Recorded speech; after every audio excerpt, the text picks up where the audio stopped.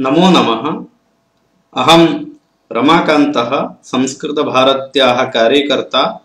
मम दायित्वं प्रान्तसाप्ताहिकमेलनप्रमुखः इति। अद्य वयम् अत्र साप्ताहिकमेलनविषये किञ्चित् चर्चयामः। साप्ताहिकमेलनम् अत्र सप्ताह इति पदं मेलनम् इति पदं च अस्ति। अतः वयम् अर्थम् अवगच्छामः यत् प्रतिसप्ताहं मेलनं भवति, मिलन्ति। एषः एकः संस्कृतभारत्याः कार्यक्रमः। वयं जानीमः संस्कृतभारती संस्कृतसम्भाषणस्य प्रचारे, जनानां मुखेषु संस्कृतसम्भाषणस्य प्रतिष्ठापने, संस्कृतोज्जीवने च प्रयासरता अस्ति। अतः तादृशकार्यक्रमेषु यत्र प्रचारकार्यं संघटनकार्यं भवति, साप्ताहिकमेलनम् एकम् अन्यतमं कार्यम् अस्ति। अतः वयम् अस्य विषये किञ्चित् चर्चयामः। किम् इत्युक्ते साप्ताहिकमेलनं? सप्ताहे एकस्मिन् निश्चिते दिने निश्चिताः संस्कृतानुरागिणः जनाः सुनिश्चिते स्थाने निर्धारिते समये मिलन्ति, संस्कृतेन चर्चां च कुर्वन्ति। अत्र जनाः निश्चिताः भवन्ति, दिनं निश्चितं भवति, सप्ताहस्य कस्मिन् दिने मिलामः, स्थानं निश्चितं भवति, कुत्र मिलामः इति, कदा मिलामः इति समयः निश्चितः भवति। ते एव निर्दिष्टाः प्रतिदिन सप्ताहं मिलन्ति, वर्षं, द्विवर्षं, त्रिवर्षम् इत्यादि। तदा तत् संस्कृतसप्ताहमेलनं भवति। संस्कृतेन चर्चां कुर्वन्ति। तस्य स्वरूपं वयम् अग्रे पश्यामः। तर्हि केषाम् अत्र मेलनं भवति?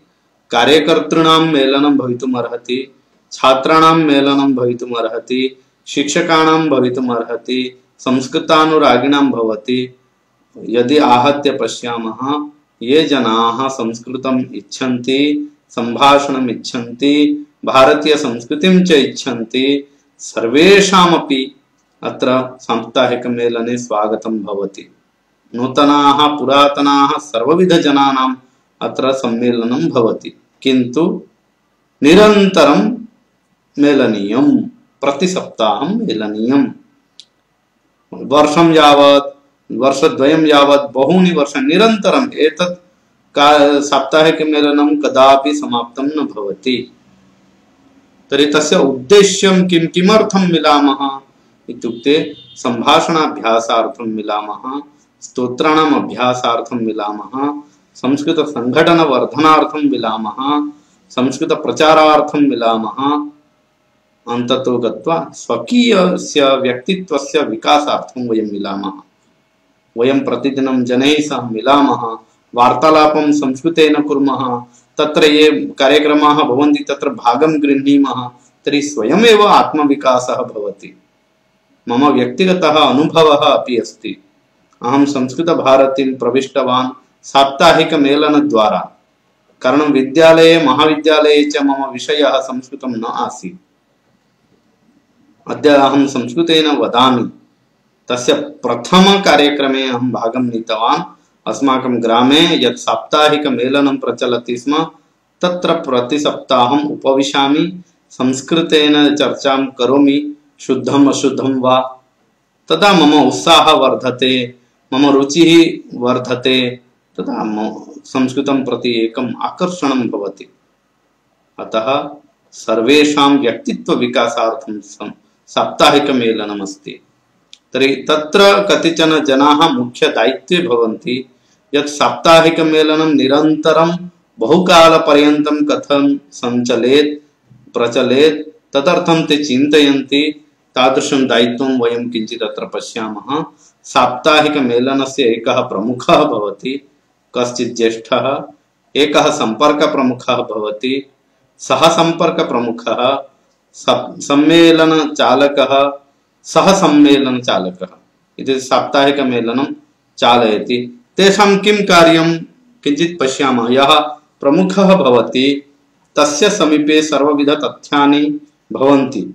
रेजिस्टर् वयं वदामः, सञ्चिका भवति, नामानि भवन्ति, उपस्थितिः सर्वं स्वीक्रियते, सः सर्वविध सुविधां व्यवस्थां च करोति।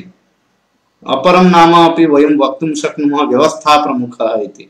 कश्चन ज्येष्ठः अस्माकं मार्गदर्शकः। अग्रे भवति संपर्क प्रमुखः। मेलनं प्रति जनान् आनेतुम् आगन्तुं च वारंवारं सूचनां ददाति, संपर्कं करोति। एषः जनानां संयोजकः अस्ति, संपर्क प्रमुखः। कारणं जनाः सर्वे व्यस्ताः भवन्ति दैनन्दिन जीवने, कदाचित् विस्मरणं न भवेत् व्यस्ततायाम्, अतः सः वारंवारम् अस्मान् स्मारयति, तस्य साहाय्यम् अन्यः करोति, सः संपर्क प्रमुखः इति। अतः एतादृशं कार्यं संघटन कार्यं तत्र एव आरब्धं भवति। अग्रे मेलन संचालकः। यदा सर्वेषाम् आगमनं भवति, साप्ताहिक मेलने किं किं भवति, यथा सप्ताह कार्यक्रम संचालनं भवति तथैव कश्चन मेलन संचालकः भवति, तस्य सहायम् आचरति सः मेलन संचालकः। एकस्य अनुपस्थितौ अपरस्य कार्यमपि भवति। अतः वयम् एवं लघु दायित्वं स्वीकृत्य संस्कृत सेवां कुर्मः। साप्ताहिक मेलनम् आगच्छामः तर्हि साप्ताहिक मेलनस्य स्वरूपं कथं भवेत्, कति घण्टा पर्यन्तं भवेत् इति सामान्य स्वरूपं यदि वदामः, न्यूनातिन्यूनम् एकहोरात्मकं मेलनं भवेदेव। एकहोरा, सार्ध एकहोरा, क्वचित् होराद्वयमपि भवति। अतः तत् अस्माकं स्थानानुगुणं परिस्थिति अनुगुणं स्वरूपे सामान्य परिवर्तनं कर्तुं शक्यते। अत्र किञ्चन स्वरूपम् अस्ति, वयं पश्यामः। अत्र 90 निमेषाणाम् इत्युक्ते सार्धैकहोराणां कालस्य एकं स्वरूपम् अस्ति। सर्वे आगच्छन्ति, तदा मिलन्ति चेत् ब्रह्मनादात् आरभ्य ऐक्यमन्त्रपर्यन्तं कार्यक्रमः निर्दिष्टः भवति। ब्रह्मनादः, सरस्वतीवन्दना, ध्येयमन्त्रः, पञ्चाङ्गं, सुभाषितं, नूतनाः ये आगच्छन्ति तेषां परिचयः, अथवा कश्चन अतिथिः विशिष्टः आगच्छति तस्य परिचयः, वार्ताकथनं, भाषापाठः। अत्र सम्भाषणस्य अभ्यासः भवति। अग्रे संस्कृतगीतं, भाषाक्रीडा, पुस्तकपठनं, संस्कृतभारत्याः संक्रमणं, संस्कृतभारती, परिवर्तनं, ज्ञाने धर्मः उत प्रयोगे, उत्तिष्ठत मा स्वप्त, सप्तदशी, परिष्कारः इत्यादीनि बहूनि पुस्तकानि सन्ति। विचारयुक्तानि पुस्तकानि, तानि पुस्तकानि पठामः चेत् अस्माकं संघटनस्य विचारं वयं ज्ञातुं शक्नुमः। अतः तस्य अध्ययनम् एकस्य दायित्वं भवति। तस्मिन् विषये पुनः चर्चा, एकः कथां वदति, कथाकथनम्, अन्ते अग्रिममेलने एतेषां दायित्वं कस्य कस्य भविष्यति, कः ब्रह्मनादं करिष्यति, कः सरस्वतीवन्दनां करिष्यति, कः ध्येयमन्त्रं करिष्यति, कः सुभाषितं वदिष्यति, कः परिचयं कारयिष्यति इत्यादि वयं दायित्वानि दद्मः। तदा अग्रिममेलने ते पुनः आगच्छन्ति दायित्वं। प्रति सप्ताहं दायित्वे परिवर्तनं भवति।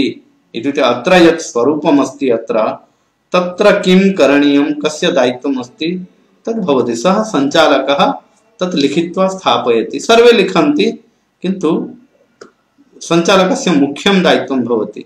सञ्चालनमपि सः करोति।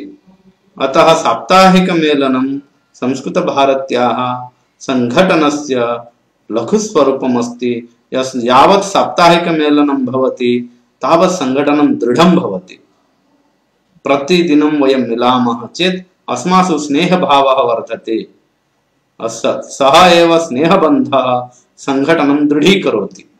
अतः एका उक्तिः अस्ति, वयं मिलामः प्रतिसप्ताहं ग्रामे नगरे कार्यक्षेत्रे, पठन पाठने व्यापृता वयं सुवर्धयामः संघटनम्, सुवर्धयामः संघटनम्।